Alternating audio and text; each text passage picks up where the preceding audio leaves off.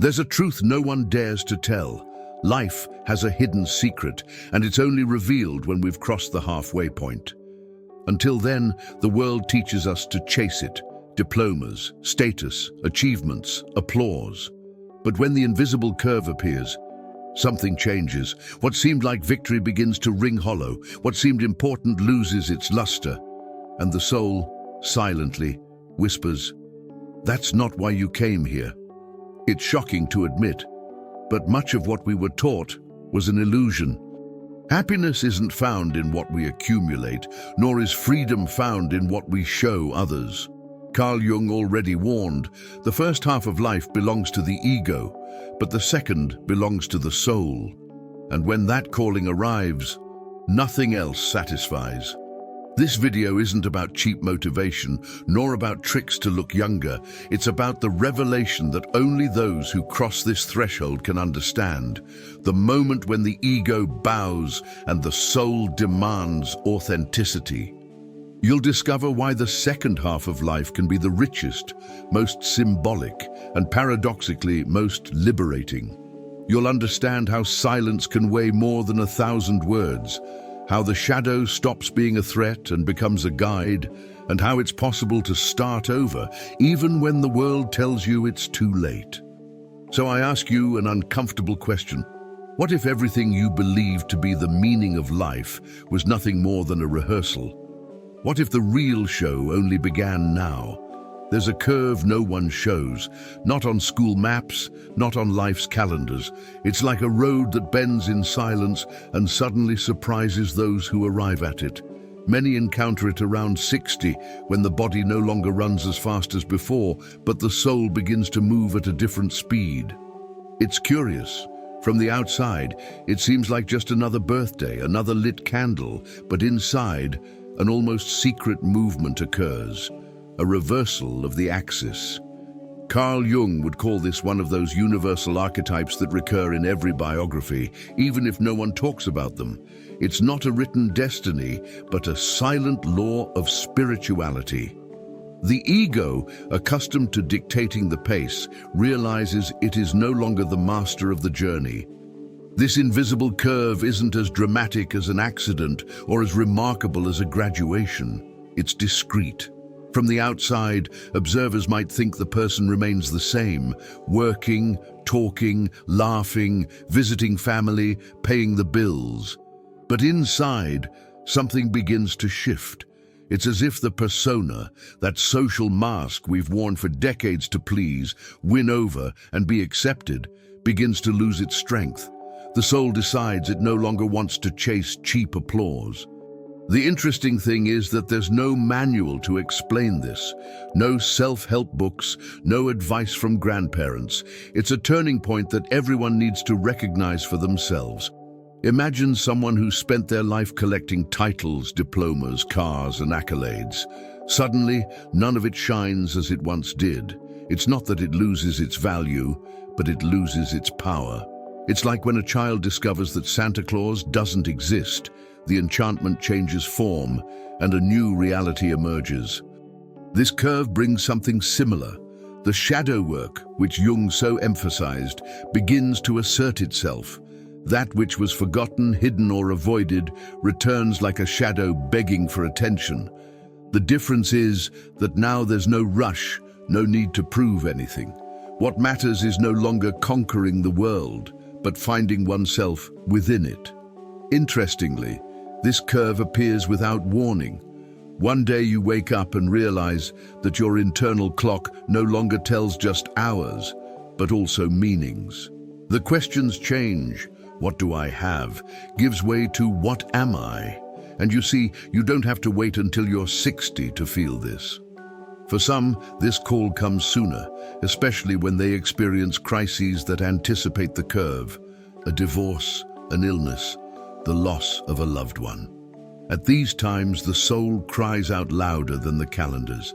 It's life warning you that the second half of life cannot be lived with the same illusions as the first. The fascinating thing is that, contrary to popular belief, this curve doesn't lead to decline. On the contrary, it opens space for a more authentic flourishing. Spirituality ceases to be rhetoric and becomes everyday practice. The ego ceases to be a tyrant and becomes merely a tool. The persona, once so valued, now dissolves like a tight garment that no longer fits. The archetypes that were dormant begin to reveal themselves in dreams, in intuitions, in small signs. It's as if life were whispering, "Until now you've lived externally, from now on live internally." And when this realization sets in, something even deeper begins to move. When the invisible curve arrives, it doesn't announce itself with clarions or alarms. The inner change begins slowly, like pushing a piece of furniture silently, just to see if it fits in another corner of the room. The body, it's true, gives signs. The energy is no longer the same. The nights seem shorter, time speeds up. But the real transformation happens in a deeper place, where the ego no longer dictates all the orders. It's there that silent detachment emerges. The desire to please diminishes, the obsession with proving something to the world dissolves, and even that urge to conquer everything all the time loses its flavor. Carl Jung would say it's the self calling back, demanding that the persona leave the stage and embrace the wings. It's curious to see how, in this process, the little things of everyday life take on a new color. Before, you had to travel far, spend money, show photos on your phone to validate experiences. Now, the smell of fresh coffee, a good conversation in the backyard, a sunset seen from the window are enough. Spirituality, which for so long seemed reserved for temples and books, begins to dwell in simplicity. Shadow work presents itself again, not to scare, but to show that life no longer needs to be rushed, that wounds can be looked at without shame. Silence becomes as attractive as a party full of voices. This silent shift is also a symbolic return. It's like rediscovering boxes stored in the attic of memory, full of things that seem forgotten, youthful hobbies, dreams set aside, even passions buried by the rush of work. Many at this stage return to musical instruments, paintbrushes, and old books. Others simply return to walking barefoot on the grass or listening to the sound of rain with pleasure. It's an invitation to reclaim what the ego had cast aside in the name of survival. This isn't regression, but integration, putting together pieces that were abandoned along the way, and see how this translates in practice. Those who once lived to please their parents, their boss, their children, discover they no longer need so much applause. There are those who end toxic relationships without guilt, those who leave jobs that no longer make sense, those who decide to study philosophy, spirituality, or even analytical psychology to understand what moves within them. This movement is not an escape, but a return home. Jung reminded us that the soul casts off masks when the time comes. No matter how many diplomas or positions one has accumulated, the truth demands entry. This inner change isn't visible to everyone. Others may find the person calmer, quieter, even less ambitious. But inside, the feeling is of being more alive than ever. It's as if things are finally starting to make sense, not because of what's outside, but because of what's being organized within. And although it's a silent transformation, it sets the stage for a new stage that Jung accurately described. The second half of life, where the ego loses ground and the soul takes the helm. Carl Jung used to say that life is divided into two great journeys. The first half is dominated by the ego, building, conquering, proving oneself, erecting solid structures to exist in the world.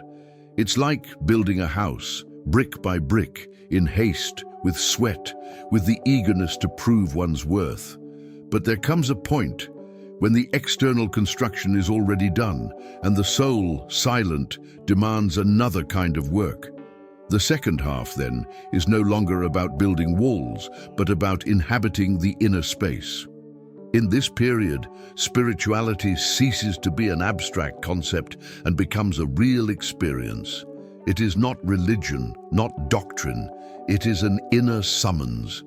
It's at this stage that masks, the much talked about persona, begin to weigh on us. For years they were necessary, the mask of the competent professional, the responsible parent, the friend who never fails. But the soul tires of carrying fantasies. The demand shifts to truth, and shadow work inevitably enters the scene. Untreated wounds surface, ignored dreams demand space. Hidden archetypes, the sage, the healer, the creator, knock on the door. And in this struggle, the ego realizes it is no longer the center, but merely an instrument, a cog within something much larger. A practical example helps illustrate. Many people who reach this stage feel an almost uncontrollable urge to study things they've never studied before. Philosophy, art history, comparative spirituality. Others suddenly discover pleasure in volunteer work or the simplicity of planting a garden. This doesn't happen by chance. It's the soul demanding that the focus shift from just having to being. The energy that once fueled external goals is now redirected inward, like a river changing course.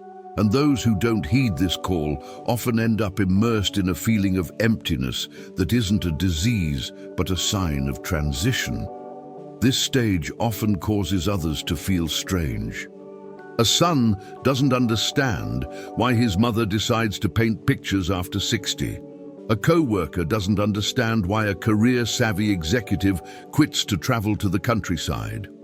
But what seems madness is actually coherence. The coherence of the soul that after decades of serving the ego finally demands the right to express itself. Jung saw this not as decay, but as individuation, the process of integrating all the forgotten parts of oneself, allowing the human being to become whole. The second half of life, therefore, is a delicate journey. It's not about abandoning the world, but about inhabiting it with a different perspective. External achievements cease to be trophies and become mere backdrops. What matters is meaning, depth, the silence that sustains inner truth. And it is at this moment that a strange sensation begins to emerge. Everything around us seems like a theater, a performance, as if life had become a stage. At some point in the second half of life, reality begins to feel like a play. The individual looks around and realizes that many continue to chase worn-out roles, the race for status, the competition for recognition, the relentless pursuit of proving worth. Only now, this spectacle no longer convinces. The sensation is of sitting in the audience, watching actors repeat old lines, while an uncomfortable clarity arises within. Carl Jung would call this the awakening of the self, the moment when the ego loses control and the gaze expands. Spirituality, until then sought in books or temples, begins to reveal itself in the very experience of emptiness. This estrangement isn't a weakness, nor is it an illness. Many confuse this state with depression, but there's a subtle difference. It's not that there's a lack of energy, it's that there's an abundance of lucidity. What once seemed essential now seems superfluous. Endless meetings, petty arguments, consumer desires, all of these lose strength in the face of deeper questions. The soul, tired of distractions, demands change. And here comes the true shadow work, looking within and admitting that part of what one pursued for decades wasn't a necessity, but an escape. It's a shock, yes, but also a rare opportunity to free oneself from illusions. Imagine someone who's always dreamed of owning a luxury car. When they finally manage to buy it, the pleasure is short-lived. Emptiness soon sets in. This perception of stagecraft affects not only material possessions, but also relationships, titles, and even ideologies. What once sustained the persona now feels like an ill-fitting mask. Existential clarity shows that it's not the absence of things that hurts, but the absence of meaning. It's at this point that many discover the value of simple practices, Meditating for 5 minutes in the morning, walking alone in the late afternoon, writing down loose thoughts in a notebook. Small acts that restore depth to everyday life. This existential fatigue cannot be cured with medication or distractions. It only dissolves when accepted as a sign. It's as if the soul is saying, "Enough rehearsals, now it's time for the truth." And this truth doesn't require great deeds, but authenticity. Those who embrace this clarity begin to live differently. They speak less, observe more, and prioritize silence. They discover that being alone doesn't mean loneliness, but presence. And paradoxically, the further they distance themselves from the noise of the world, the closer they become to themselves. It is at this stage that the courage to revisit one's entire history is born. The individual begins to rethink old choices, family relationships, unhealed wounds, and work that no longer has meaning. Not as someone who judges, but as someone who wipes the dust off a mirror. What matters now is rediscovering the essential: peace, beauty, and meaning. And this silent movement paves the way for an even deeper process, the re-examination of one's own history, which will become inevitable. There comes a point when the individual looks back and can no longer avoid it. It's time to revisit their own story, not like someone leafing through a photo album out of nostalgia, but like someone reviewing a manuscript full of notes, cuts, and torn pages. The soul, which now demands authenticity, demands a complete review. Choices made, opportunities lost, loves experienced, and also those silenced. Carl Jung said that nothing repressed disappears. Sooner or later, it returns to be integrated. This re-examination is not about blaming oneself, but about recovering forgotten fragments of the self. It is an invitation to transform wounds into learning, failures into wisdom, and even regrets into portals of reconciliation. In this process, family occupies a central place. Old relationships resurface. Parents who gave what they could but also failed to love fully, siblings with whom there was rivalry, children who carry reflections of their own shadow. It's common for old pains to reveal themselves clearly, as if they were happening in the present. But here the ego no longer rules. What's sought is not revenge, but completeness. Forgiving doesn't mean forgetting, but rather freeing oneself from the need to carry other people's burdens. Shadow work at this stage isn't a fight against inner monsters, but an honest dialogue with the scars that have always accompanied the journey. Work is also revisited with new eyes. What once seemed fundamental, promotions, positions, salaries, is now questioned. The question is, was it worth sacrificing so many years for this? Often, the answer is uncomfortable. But it's not about throwing away the past, but rather understanding what it taught us. This re-examination opens the door to redefining priorities. Perhaps that job that consumed decades was just a school for developing resilience, discipline, or leadership. By seeing it this way, even what seemed like a loss becomes a piece of a larger puzzle. In the midst of this review, seemingly small but meaningful memories emerge: a song that lulled youth, a childhood scent, a conversation that changed a course. These details, which the ego had dismissed in the name of great achievements, now shine brightly. They reveal that life was not only work and responsibility, but also beauty, encounters, and precious silences. It's as if the soul were saying, "Look with affection, even what seemed banal held essence." This realization brings lightness because it shows that nothing was in vain. In the end, the re-examination of history is not a tribunal, but a cleansing ritual.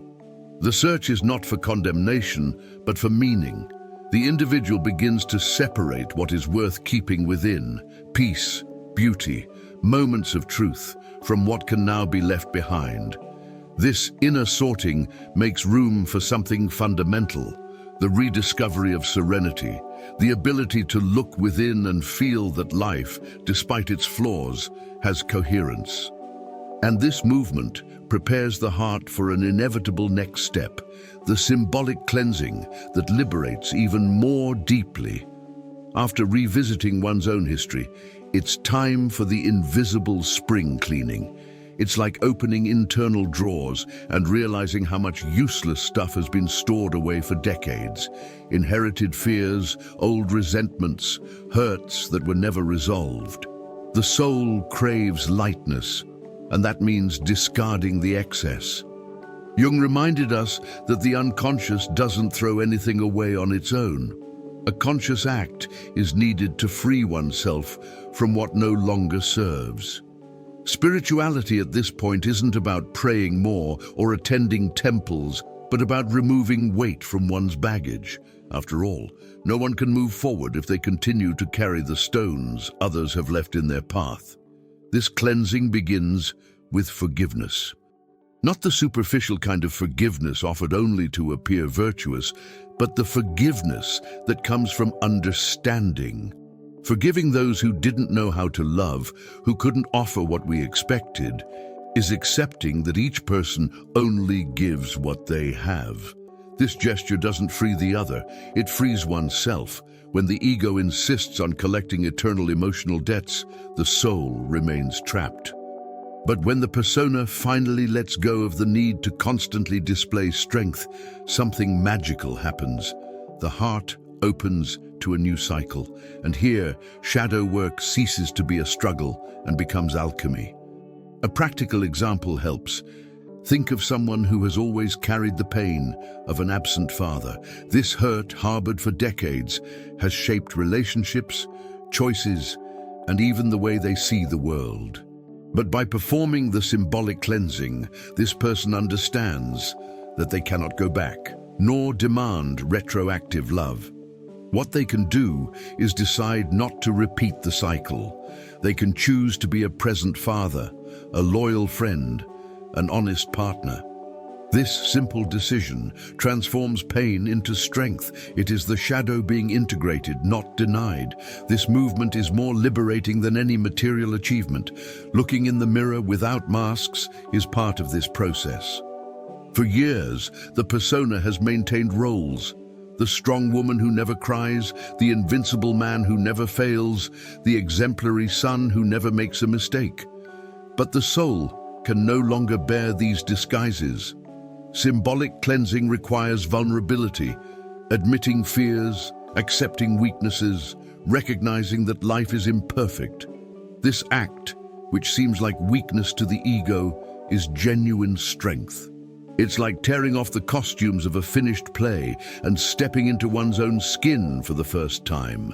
As we go through this purification, we discover something extraordinary. The soul does not age. The body may bear wrinkles and marks, but within lies a flame that never dims.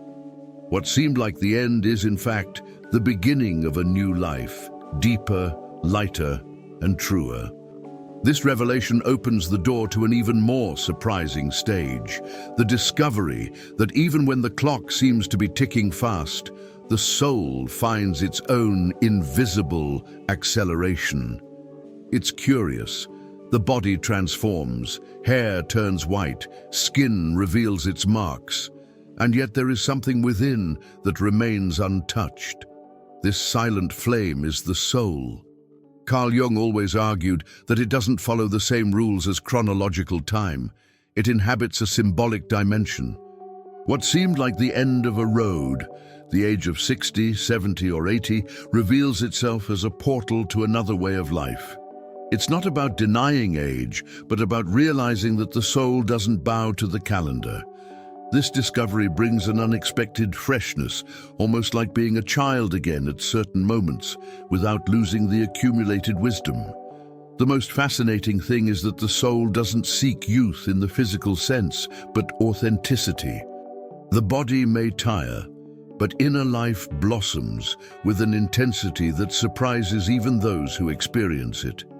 It's not uncommon for people at this stage to develop overwhelming creativity, writing books, painting pictures, creating social projects, and composing music. The energy that seemed dormant awakens with renewed vigor because it no longer comes from the ego, but from a deeper center. Spirituality here ceases to be an idea and becomes a living experience. A real-life example. Many artists produce their most remarkable works after 60. Picasso, in his advanced years, reinvented his art every day. Clarice Lispector, at the end of her life, wrote with more existential intensity than ever. This is because the soul, unlike the body, does not age. It matures. While the persona, accustomed to presenting an image to the world, crumbles, the self finds space to fully manifest itself. It's as if the shadow ceases to be a threat and becomes fuel for creation. This discovery also changes the way we perceive time. If life was once measured in goals, now it's measured in depth. A coffee shared with a loved one can be more valuable than a decade of achievements. The external clock keeps ticking, but the internal clock finds a different cadence. The present takes on more importance than the future, and the past ceases to be a prison. The soul, by not aging, invites us to live lightly, as if each moment were sacred. And precisely because it doesn't age, the soul begins to accelerate processes that have been kept hidden for too long. What has been postponed, neglected, or silenced begins to demand space. It's the call of now or never, not as a threat, but as a revelation. Life is asking to be lived with full authenticity. It's what Jung would call the invisible acceleration of the soul. There's a moment when the soul seems to accelerate, but not in the sense of anxious haste. It's an internal impulse that calls for fulfillment. What has been postponed for decades no longer accepts excuses. Unread books call from the shelf. Places never visited seem to whisper silent invitations. Old dreams awaken like children knocking at the door. Carl Jung saw this as an inevitable movement of the self, which no longer tolerates postponement. The ego, accustomed to controlling agendas, realizes it has lost ground to something greater, deeper, and more urgent. It's as if the soul is saying, if not now, when? This acceleration is not external, but internal. From the outside, life may even seem slower. Fewer commitments, less rushing, less vanity, but inside, something pulses with unprecedented intensity. Spirituality takes shape in everyday life. Silence becomes a practice. Contemplation gains more value than blind productivity. Shadow work imposes itself more directly. Everything that was shelved, denied, or avoided needs to be faced. What was once an escape becomes a confrontation. And this confrontation, though challenging, opens space for a freedom that doesn't depend on external circumstances. In practice, this can mean bold decisions. Some people, after 60, decide to go back to school, learn a musical instrument, move to another city, or even start a new business. It's not about going back in time, but about responding to the invisible acceleration that insists there's no longer any reason to postpone what the soul has always wanted to experience. I met a retired doctor who decided to write novels, something he'd always dreamed of, but never dared to do. In just a few years, he published 3 books. This is the power of the soul when it accelerates. It accomplishes things without needing permission. It's important to note that this acceleration isn't about accumulation, but about quality. Time begins to be measured differently. People no longer think about how many years remain, but about how to live each day truthfully. This shift in metrics frightens the ego, which likes to control numbers and statistics, but comforts the soul, which only cares about authenticity. Forgotten archetypes, the sage, the lover, the creator, emerge with renewed strength, demanding expression before the body ends its journey. And it's at this point that the big questions arise, the ones no one can avoid. What still moves me? Who would I be if I didn't need to please anyone? What really matters now? These questions don't come as superficial dilemmas, but as an existential call. And once they appear, they can no longer be silenced. They are the prelude to a new stage, the call of essential questions. There comes a time when the external noise can no longer drown out the questions that arise in the silence. They are no longer the same as in the past. How much will I earn? How will I impress? Who will approve of me? Now the tone changes. The soul begins to whisper questions that disarm the ego and deconstruct the persona. What still moves me? This seemingly simple question opens an abyss. Because if it is no longer the need to prove, please, or conquer, what remains?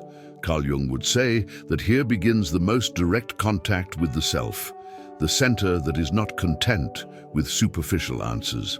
Another question that resonates strongly is, who would I be if I didn't need to please anyone? This phrase has dynamite power. For decades, the persona has shaped choices, words, and even dreams, always to fit external expectations. But what if this mask were removed? Who would remain? This question is frightening because it reveals how many years have been lived as a performance. At the same time, it liberates because it opens space for authentic life. This is where spirituality ceases to be theory and becomes a living practice, living without pretense, without a mask, without a script. The notion of time also changes. Before, it was measured in goals. In 5 years, I want to be here. In 10 years, I want to have this. Now, the soul's clock ticks on a different cadence, quality, not quantity. A silent lunch can be worth more than years of rushing around. An honest conversation can have more impact than a decade of superficial coexistence. This shift in the metric of time is a shock to the ego, but a revelation for those who accept it.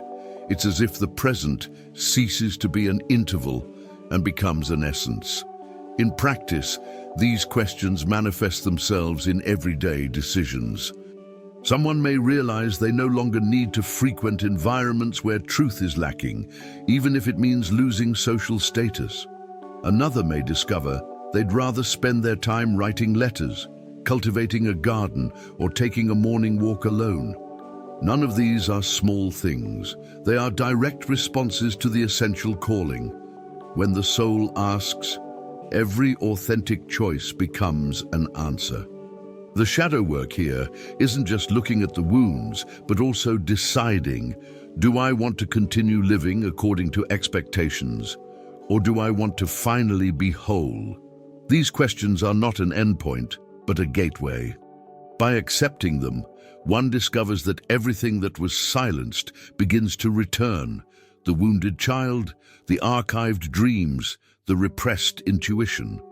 Not as a burden, but as a possibility. This reunion with the shadow opens the next inevitable chapter of the journey, the confrontation with everything the ego has tried to hide for a lifetime. Sooner or later, what was silenced returns.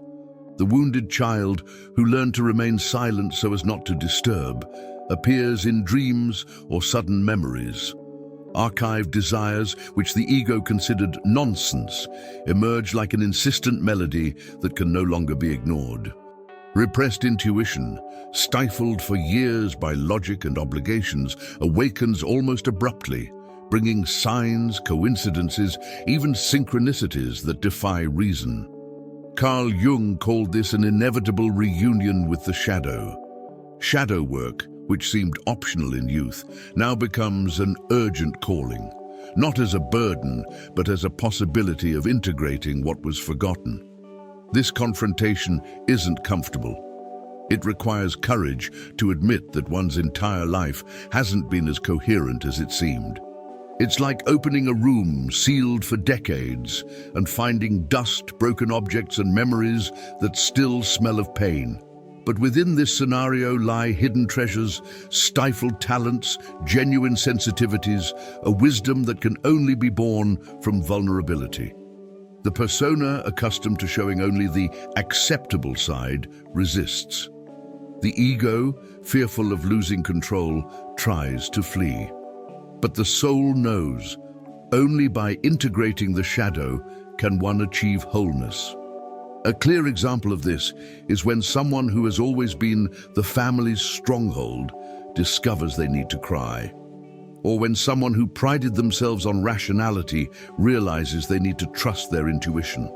Or when someone who has always sought to please discovers they need to learn to say no. These seemingly simple experiences are true rituals of integration. The shadow is not the enemy, it is a forgotten part that needs to return to the circle. This process transforms fragility into power, pain into awareness, silence into language. Confronting the shadow also reveals how much we spend our lives denying parts of ourselves to fit into social molds. How many artists became accountants? How many poets became lawyers? How many soul healers became executives simply because society told them it was the safe path? This distancing takes its toll, and the shadow returns as a reminder. It's not about abandoning responsibilities, but about acknowledging what has been stifled. Spirituality here manifests itself as a living practice, accepting all aspects of the psyche, even the most uncomfortable. By facing the shadow, something opens up. A new direction becomes possible. Life ceases to be a repetition of roles and becomes a place for a fresh start. Going back to school, ending toxic relationships, moving to a new city, writing the book that was shelved, all of this becomes feasible because there's no longer any need to please the world. The soul, freed from disguise, follows its inner calling, not the clock. And it's precisely at this point that the powerful desire to change direction is born. When the shadow is faced, something within awakens powerfully. The desire to change direction.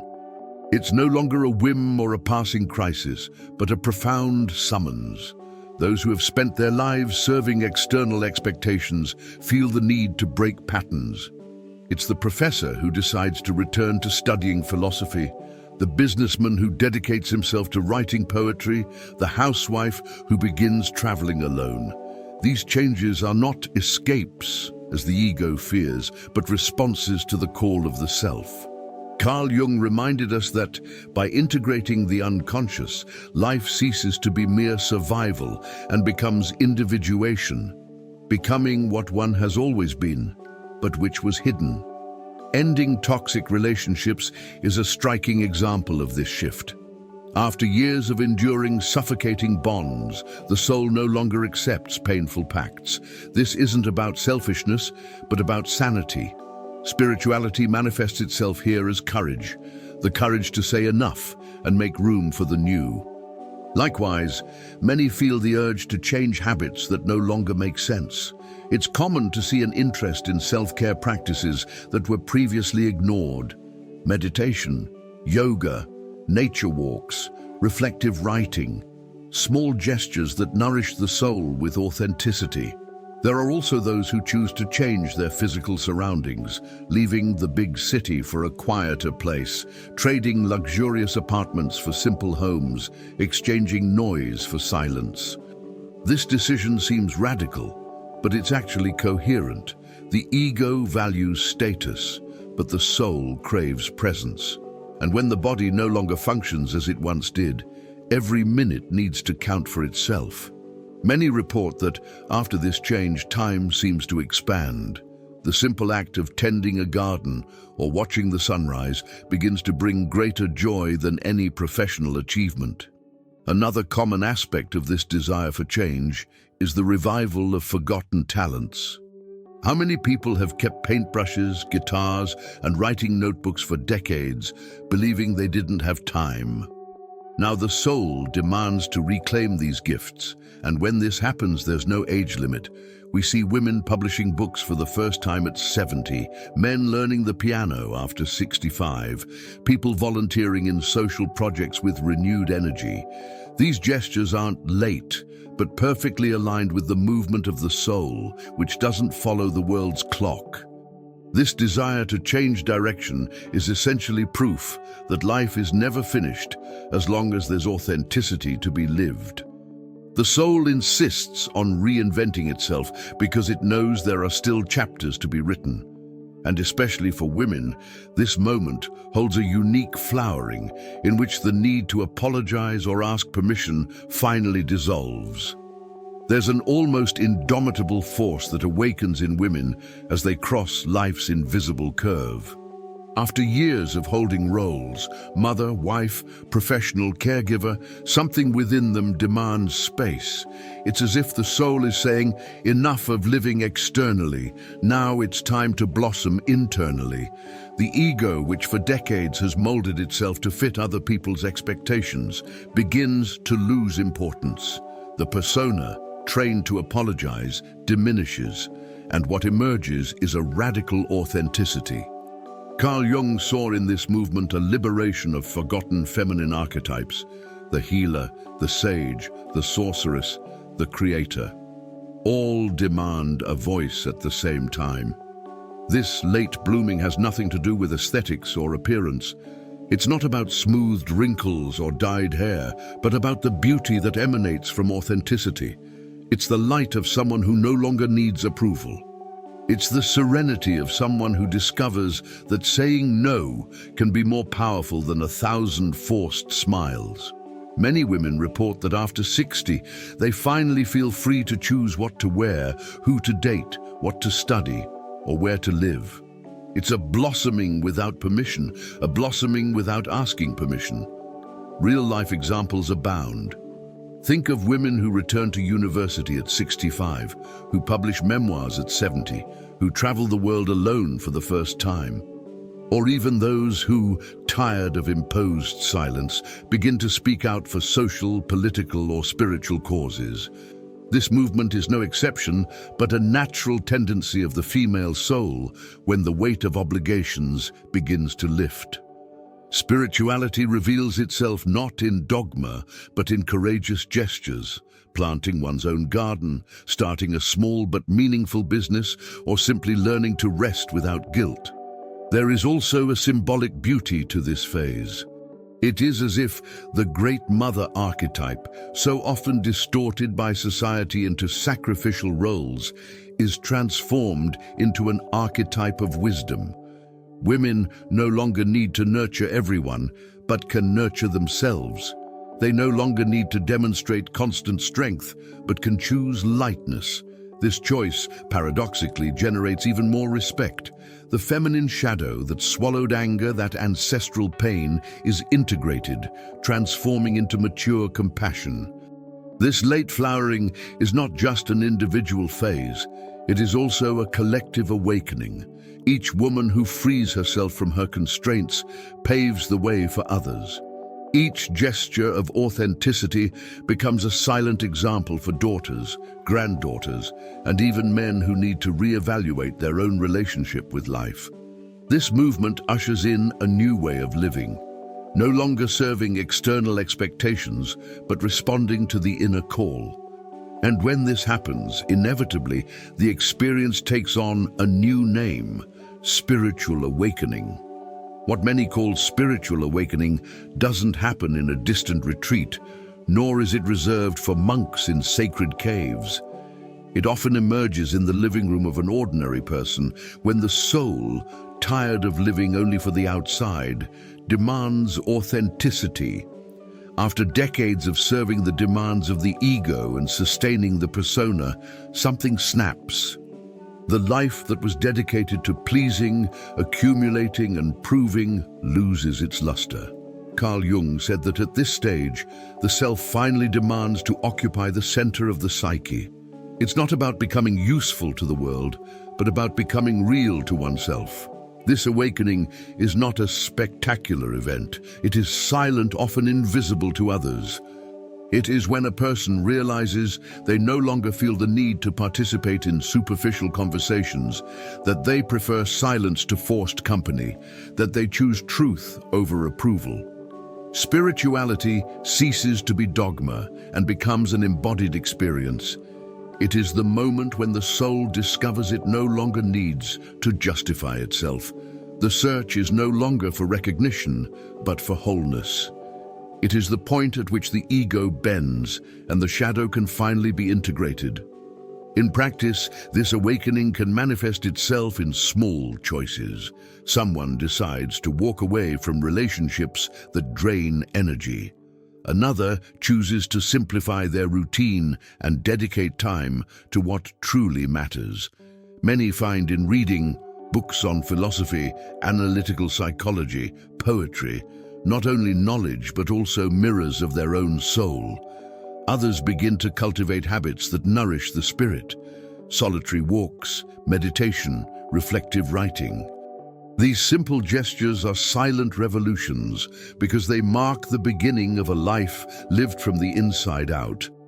Jung considered this phase the richest and most symbolic of existence. It is when forgotten archetypes begin to manifest in dreams and intuitions, guiding the person down unexpected paths. The wise old man, the inner child, the healer, all meet on the same internal stage. There is no longer room for masks. Spiritual awakening is an invitation to be whole, even if it displeases others. And paradoxically, the more authentic one becomes, the more magnetism they radiate. This awakening doesn't mean being ready or enlightened. It's merely the beginning of a new stage, where silence becomes essential, memories return, and life begins to be psychically reorganized. It's not nostalgia, but reconciliation. The soul no longer craves noise, but clarity. And it's at this point that the need arises to reorganize memory, which no longer serves as a repository of memories, but as an instrument of meaning. As spiritual awakening begins to take shape, something curious happens. Memories return, but they don't return as mere nostalgic recollections. They return reorganized, like puzzle pieces that were once loose and now begin to fit together. It's like watching a movie you've already seen, but this time with a different perspective. Situations that seemed unfair take on new meaning. People who caused pain begin to be seen with more compassion. And even old victories, once celebrated with ego-driven pride, now feel like inevitable steps on the journey. Carl Jung explained that this psychic movement is natural. The unconscious rearranges symbols so that life finds coherence. This reorganization is not rational, but symbolic. What matters is no longer the chronology of events, but the meaning they carry. Memory ceases to be a dead file and becomes a guide. The persona, which previously only wanted to showcase victories and hide failures, loses ground. Shadow work transforms painful memories into keys to self-knowledge. That heartbreak in your 20s, for example, which seemed like nothing more than a tragedy, can now be seen as a gateway to learning to love yourself first. Unemployment, which seemed like humiliation, may be remembered as the push needed to change paths. In practice, this can mean revisiting old diaries, rereading letters, listening to songs from your youth, and realizing that everything resonates differently. Many begin to feel the need to write memoirs, not to publish, but to organize their own story. Others prefer deep conversations with friends or family, reinterpreting past episodes together. This process isn't about living in memories, but about giving them a new place within oneself. When memories are reorganized, the soul finds peace. Silence becomes a fundamental part of this process, because it is in silence that memories find order. While the ego insists on keeping the mind occupied, the soul craves stillness to organize its files. It's common for people in this phase to be enchanted by meditation, contemplative prayer, or even solitary walks, precisely because these spaces allow the psyche to place each memory on its proper shelf. And when this happens, there's no longer any weight. There's a lightness. It's not about erasing the past, but about integrating it as part of a greater whole. This reorganization paves the way for an even deeper movement, silent structural transformation, Because by clearing and re-signifying memories, shedding old papers becomes inevitable. Confrontation with one's own truth can no longer be postponed. And it is at this point that spirituality ceases to be an idea and becomes a living experience, transforming the very structure of life. The reorganization of memory makes room for something greater, a silent, structural transformation. It's not announced with fireworks, but with small ruptures in everyday life. Suddenly, old roles begin to fall away. The exemplary professional, the obedient son, the always available friend, no longer fit. The persona, which sustained so many facades, begins to crack. Carl Jung said this process is inevitable when the self demands expression. Life no longer tolerates internal lies.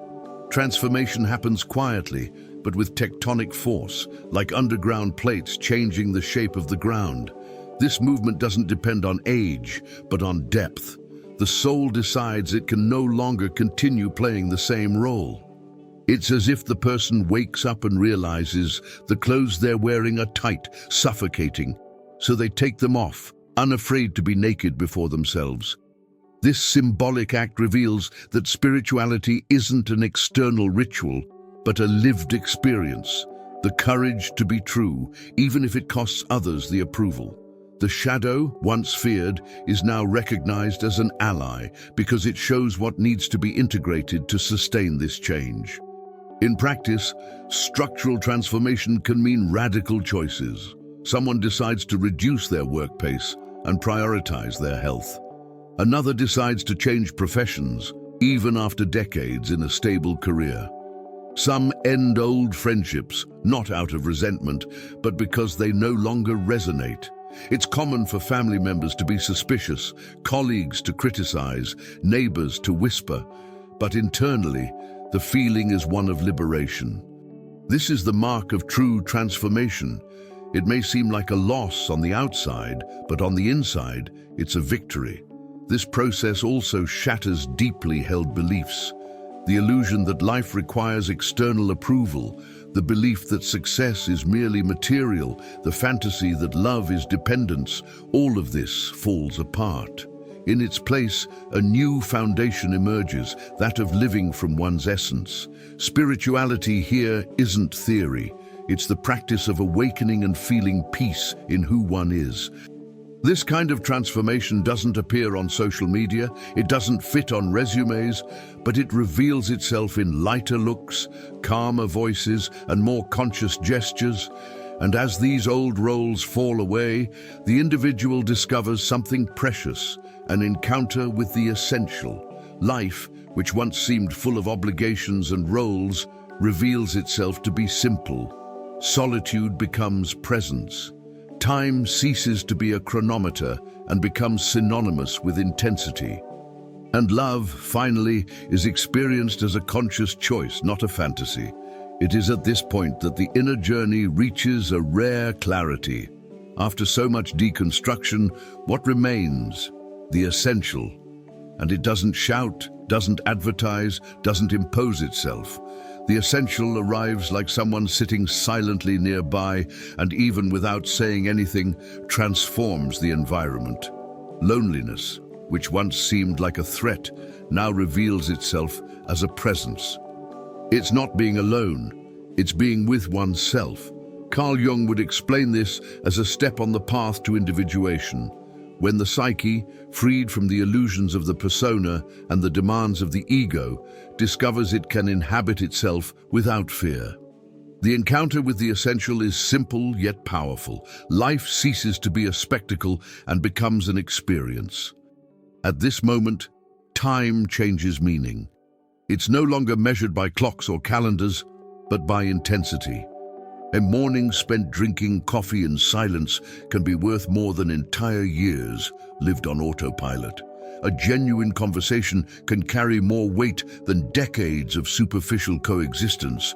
It's as if time, by becoming present, ceases to be an enemy and becomes an ally. This new metric unsettles the ego but strengthens the soul. And those who live this way discover they no longer need to rush. they just need to be. Love is also redefined.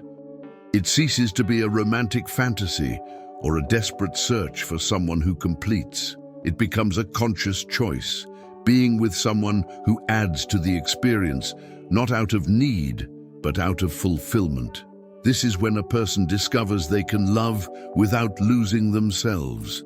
This love, born of freedom, is different. It doesn't demand, it doesn't bind, it doesn't dramatize. It flows like clear water. Spirituality appears here not as an abstract belief, but as a living practice, recognizing in the other the reflection of one's own self, without merging or losing oneself. In practice, the encounter with the essential translates into simpler routines. Many exchange rushing for walking, consumption for contemplation, incessant talking for attentive listening. Others discover the pleasure of cooking for themselves, tending plants, sitting in the backyard and gazing at the sky. These are seemingly banal gestures, but they carry the weight of centuries of wisdom. It's as if, by abandoning excess, human beings rediscover the sacred that has always been present in everyday life. This encounter with the essential reveals a new form of beauty, not one that demands recognition, but one that arises from scars. And precisely for this reason, it ushers in a new stage, the wisdom of 60. A maturity that needs no proof, a clarity that comes from what has already been experienced, an authenticity that demands no applause. At 60, life ceases to be theory and becomes living proof. The body bears marks, and each scar carries a narrative. They are memories etched on the skin, but also on the soul. Unlike youth, which needs to show off to be validated, this maturity doesn't demand applause. Carl Jung said that wisdom is not born from the absence of pain, but from its integration. And that's precisely what happens. Pain, once a source of complaint, is now the raw material for understanding. Spirituality becomes a daily practice, not the practice of memorizing sacred texts, but of looking at life as a living text, already written and still under construction. This phase brings with it a disconcerting clarity. What once seemed urgent, proving competence, gaining recognition, competing for space, now seems irrelevant. The soul sees that many of these efforts were merely the act of the persona.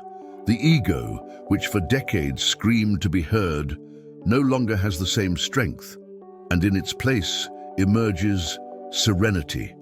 A serenity that doesn't mean passivity, but a kind of silent power, the ability to be present without needing to dominate the environment. This wisdom doesn't impose itself, but those who possess it are immediately noticed. Examples abound. It's the grandfather who, without needing many words, conveys more teaching with a look than in long lectures. It's the grandmother who, with her wrinkled hands, passes on recipes that aren't in any book, but carry the memories of generations. It's the teacher who, after decades in the classroom, realizes that their greatest lesson was never the content, but the example of integrity. This is the kind of authentic beauty that can't be bought, imitated, or learned in courses. It arises from a life lived courageously. At 60, one also discovers that there is no longer any need to prove anything. What needs to be shown has already been shown. What needs to be hidden has already been seen.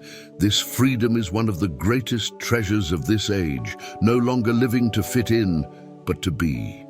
Many report that this is the most creative time of their lives, precisely because there is no longer any fear of judgment.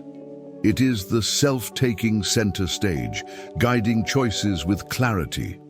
The shadow doesn't disappear, but now it no longer frightens. It is simply part of the integrated whole. And it is at this point that a new inner season opens, a mature, silent, yet vital spring. It's not about nostalgia, but about reconciliation. The soul finally learns to embrace itself without guilt, to look back without burden, and to walk forward with ease. It's the harbinger of an inner season that only reveals itself after 60. There's a season that doesn't appear on calendars, but that blossoms within the soul after 60. It's not the winter of loss, nor the summer of youth, but a silent, mature spring. It's when life, weary of excess, becomes an inner garden. Carl Jung would say that here one of the most profound archetypes manifests itself, that of the wise man who has learned to reconcile light and shadow. It's not a time to chase after things, but to allow what is essential to blossom naturally. The ego is no longer in a hurry, the persona no longer needs to show off, and spirituality becomes a constant, effortless presence. This inner station brings with it a rare reconciliation with one's own history. Everything that was previously seen as a mistake or failure begins to take on new meaning. There's no longer time to martyr oneself over what didn't work out. What matters now is integration, accepting that each step, even the clumsiest, has brought one here. This acceptance isn't resignation, but wisdom. It's looking at the past without anger or guilt, only with gratitude for having survived, learned, and matured. This reconciliation opens space for a kind of peace unknown to youth. At this stage, self-compassion becomes key. The soul understands that it makes no sense to continue punishing itself for unattainable standards. This is where many discover the lightness of saying, "I did what I could." This simple phrase is liberating. It's when the individual allows themselves to rest, laugh at their mistakes, and acknowledge their limitations without shame. This self-compassion is not indulgence, but maturity.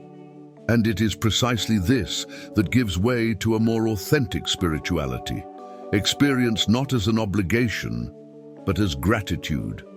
In everyday life, the inner state manifests itself in small choices. Someone decides to spend more time with their grandchildren, caring to pass on stories and values. Another chooses to walk in nature instead of competing for status at social gatherings. Many find pleasure in simple hobbies that previously had no place: embroidery, painting, cooking, listening to music leisurely. These practices are not just leisure, but an expression of a state of being. They are ways of telling the soul, "I hear you now." This new, silent and mature season prepares the heart for an even deeper process: late individuation. Because by reconciling with oneself and finding conscious lightness, the individual opens to integrate all their forgotten parts: the hidden feminine, the repressed masculine, the wounded child, the wise man within. It is the inevitable call that Jung described as the highest point of the human journey. Carl Jung taught that individuation is the ultimate goal of the psyche, the process of integrating all the parts we were forced to leave behind along the way. In youth, the world demands adaptation, donning the appropriate persona, strengthening the ego, following social expectations. But in the second half of life, this logic reverses. The call is no longer to conform to the world, but to reclaim oneself. Late individuation is like a reunion with the guests who were expelled from the inner house: the forgotten feminine, the repressed masculine, the wounded child, the sleeping sage. All return to sit at the same table. This process is neither linear nor comfortable, integrating the shadow, embracing fragilities, acknowledging vulnerabilities. All of this requires courage. But it is at this point that spirituality becomes a living practice, no longer a theory. The ego, which always wanted to rule, learns to bow before something greater. The soul finally takes the helm. Delayed individuation is like the second chance few recognize, the opportunity to live fully before the body ends its journey. It is not about perfection, but about wholeness. In practice, this can mean profound changes in attitude. The man who spent his life being strong discovers the beauty of crying. The woman who spent her life being a caretaker learns to take care of herself. The professional who prided himself solely on logic discovers the value of intuition. These are subtle but revolutionary movements, revealing a soul that has ceased to hide. This process transforms relationships. Friendships become truer, loves freer, and dialogues deeper. Individuation isn't just for oneself, but for everyone around us. There is also a powerful archetypal aspect to this stage. The inner feminine and masculine stop fighting and begin to dance. The inner child, so often wounded, now finds comfort in the wise one who lives in the same heart. This internal encounter generates a new strength, not to dominate, but to sustain. It is as if each part of the psyche finally occupies its rightful place, without needing to crush the other. Jung said that this internal balance is the true meaning of maturity. And it is precisely from this integration that something extraordinary is born. A new inner strength, not a force of war or conquest, but of sustenance.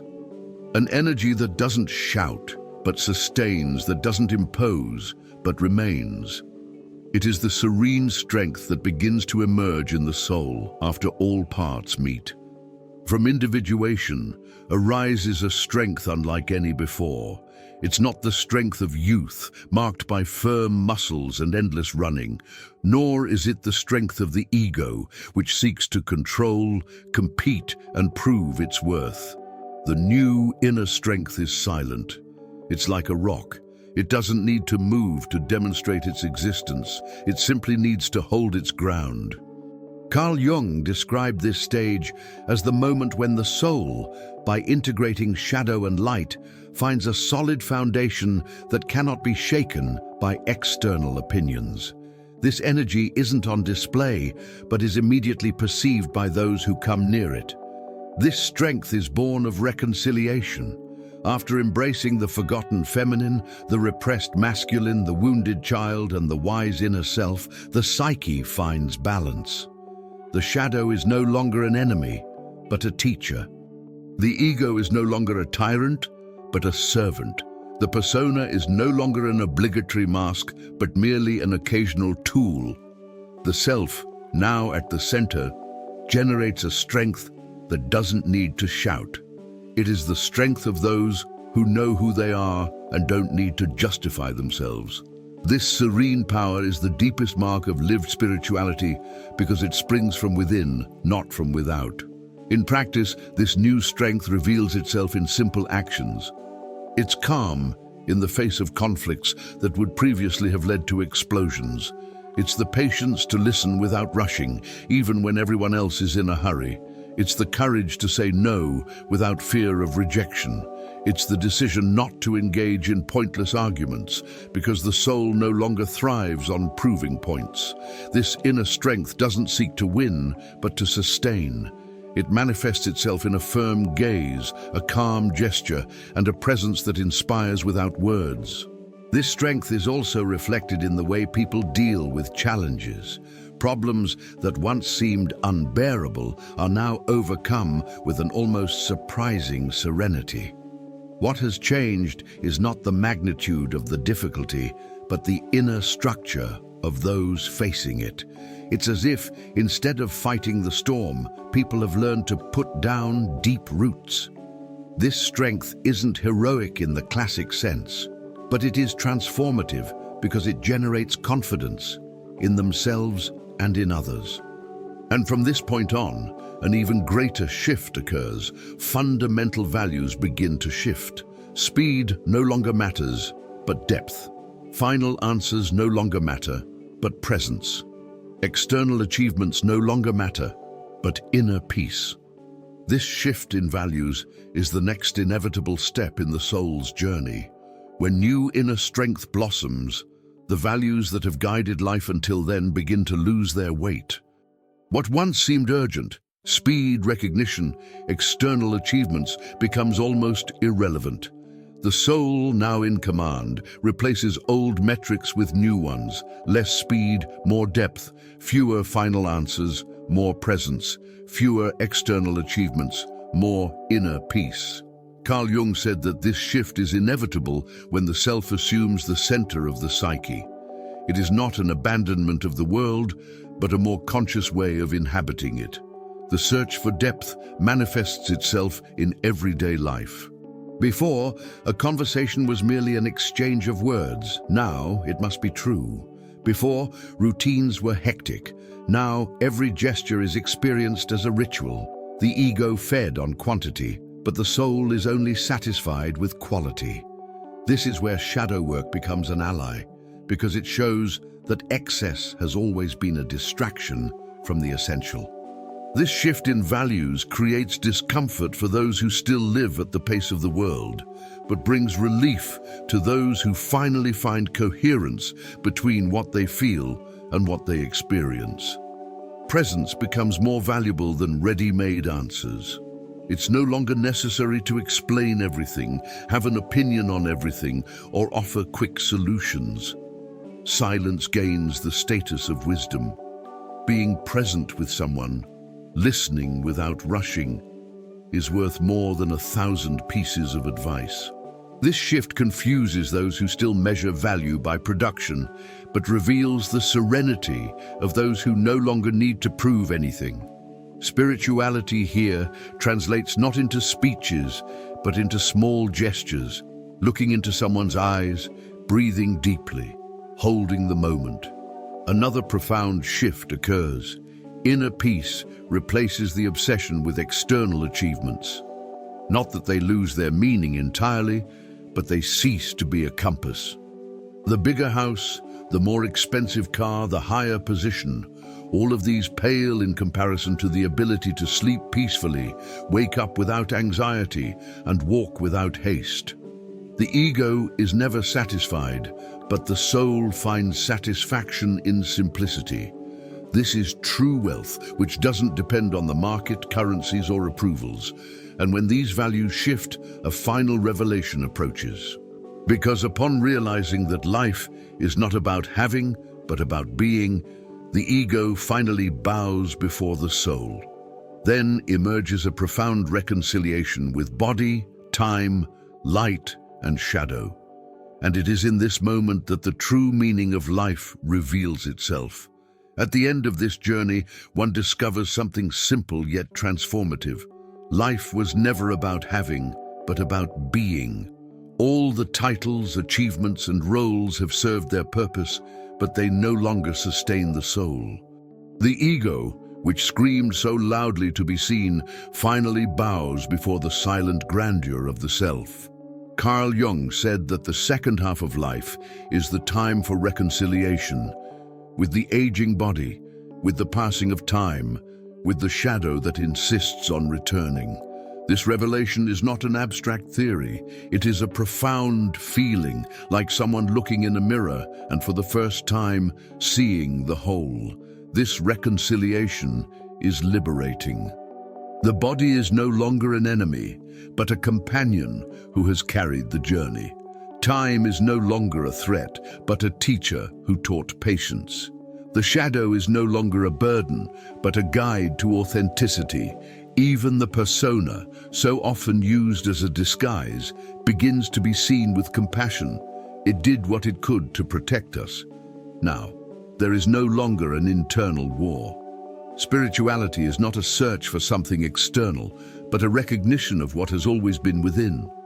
This is the true meaning of integration, not eliminating parts, but allowing all to coexist in harmony. In practice, this revelation translates into a simpler yet deeper life. Being present with those you love without distractions. Taking care of your health not out of vanity, but out of gratitude. Cultivating silence like someone cultivating a garden. Discovering that joy isn't found in grand spectacles, but in subtle details. The smell of fresh coffee, the song of a bird, the peace of an afternoon without commitments. Life stops being rushed and becomes ritual. Every moment is an opportunity to be whole. This conclusion brings not euphoria, but serenity. It's like a sunset, silent yet majestic. There's no longer any need to control the future, nor to justify the past. The present becomes sufficient. And this sufficiency is the greatest wealth a human being can achieve. What seemed like the end, the age of 60, 70, 80, is revealed as the beginning of an authentic life, lived without fear, guided not by the ego, but by the soul. And in the face of this revelation, an invitation arises to live without fear, to be whole, to begin anew in authenticity. The path is not linear nor easy, but it is true. And it is in this silent invitation that the soul finds its fulfillment. Because, in the end, it is not about adding something to life, but about removing what we are not, until only the essential remains. And with each step along this path, life whispers, "Now you are ready to be." Now that you've walked this journey with me, the question isn't if your soul awakens, but when. What will you do with all this you've just heard? Will you continue living outward, trying to please a world that never satisfies, or will you finally turn inward, where lies the truth that no one can steal? Take a good look. How many of your life's choices were guided by fear? How many times have you kept quiet to fit in? How many times has your ego made decisions for you, while your soul only asked for authenticity? These questions aren't meant to make you uncomfortable, they're meant to nudge you, because change begins when discomfort can no longer be ignored. Life doesn't wait. Every day lived without authenticity is a day wasted. You don't need to have all the answers right now, but you do need to take the first step. Be it small, being silent for 5 minutes, writing down what you really feel in a notebook, or simply saying no where you once said yes. The soul doesn't demand haste, it demands truth. So I challenge you, what will you choose today? Continue repeating roles that aren't yours, or start writing your story with courage. The decision is yours alone, and no one else can make it for you. If this video sparked something within you, don't let that flame die. Subscribe to the channel, turn on notifications, and continue walking with me on this journey of depth, spirituality, and self-discovery. Because sometimes a simple click can be the beginning of a lifetime of transformation.